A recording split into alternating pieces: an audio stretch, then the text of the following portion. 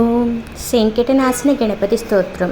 ఈ సంకటనాశన గణపతి స్తోత్రం సంకష్టహర చతుర్థి రోజు చదువుకుంటే చాలా మంచిది. 3 సార్లు కానీ 5 సార్లు కానీ చదువుకుంటే చాలా మంచిది.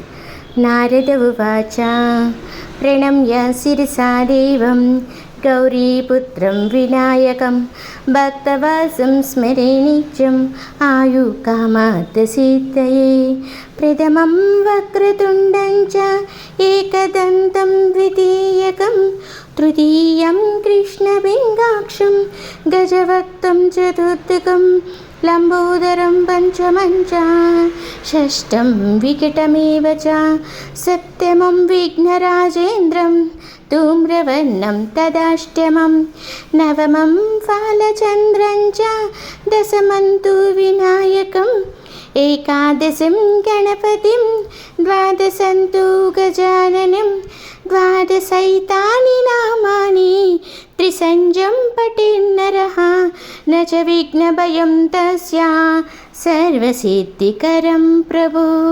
విద్యార్థి లభితే విద్యాం ధనార్థి లభితే ధనం పుత్రార్థి లభితే పుత్రం మోక్షార్థి లభితే గతిం. జపే గణపతి స్తోత్రం షడ్భిర్మాసై ఫలం లభే సంవత్సరేణ సిద్ధం చ లభితే నాత్ర సంశయః. అష్టభ్యో బ్రాహ్మణోభ్యశ్చ లిఖిత్వా సమర్పయే తస్య విద్యా భవేత్ సర్వా గణేశస్య ప్రసాదతః. ఈ సంకటనాశన గణపతి స్తోత్రం సంకష్టహర చతుర్థి నాడు చదువుకుని 3 సార్లు కానీ 5 సార్లు కానీ 7 సార్లు కానీ చదువుకోవాలి. ఇలా సంవత్సరం జరిగిన తర్వాత 8 బ్రాహ్మణులకు మన చేతితో మనం రాసి సమర్పించి స్వయం పాకాలు ఇస్తే మంచిది. ఆ స్వామి ఆశీస్సులు కలుగుతాయి.